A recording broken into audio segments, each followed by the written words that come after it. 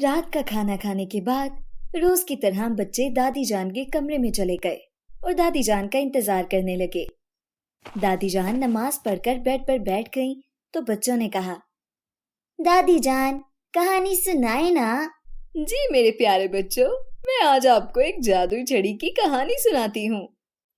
जादुई छड़ी का सुनकर बच्चे पुरजोश हो गए।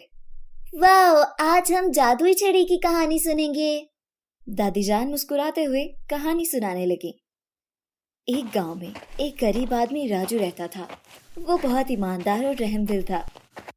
रोज सुबह उठकर मंडी से सब्जी लेता और शाम तक उसे बेचकर अपने बच्चों के लिए खाने पीने की अशिया लेकर जाता।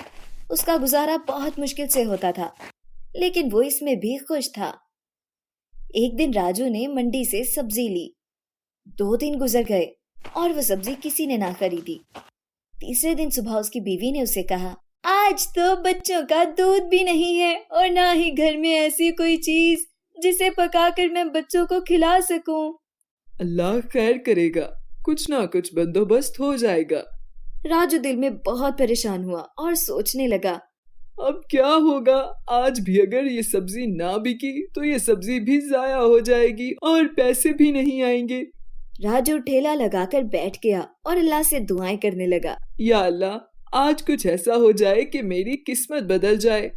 इतने में रामू काका वहाँ आए और उसे कहा, राजू, ये सब्जी मुझे दे दो क्योंकि मेरे घर में खाने को कुछ नहीं और मेरे बच्चे भूखे हैं। राजू को उनपे बहुत तरस आया और राजू ने वो सारी सब्जी रामू काका को दे दी और उनसे पैसे भी नहीं लिए। राजू वहीं बैठकर आराम करने लगा। इसे कुछ देर में नींद आ गई और वो वहीं ठेले के पास ही सो गया। जब आंख खुली तो देखा कि ठेले पे एक खूबसूरत छड़ी पड़ी है। राजू उसे उठा लेता है और सोचता है कि ये कहाँ से आई। इसके दिमाग में बस एक ही ख्याल था कि खाने का क्या होगा। आज फिर मेरे बच्चे भूखे सोएंगे।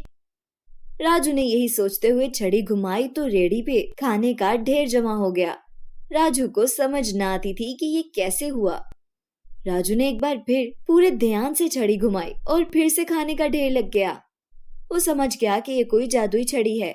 इतने में उसके पीछे से एक सफेद परी निकलती है और उसे कहती है, ये जादुई छड़ी मैंने रखी है क्योंकि मुझे तुम्हारी रहमदिली अच्छी लगी। जैसे तुमने सारी सब्जी पैसे लिए बगैर ही रामू काका को दे दी, ये तुम्हारा इनाम है।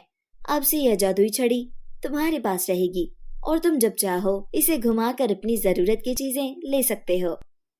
राजू बहुत खुश हुआ।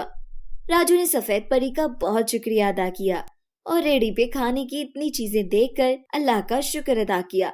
इसने जादुई छड़ी संभाल कर रखी और सफेद परी को खुदा हाफिज कहकर अपने घर की तरफ चल पड़ा।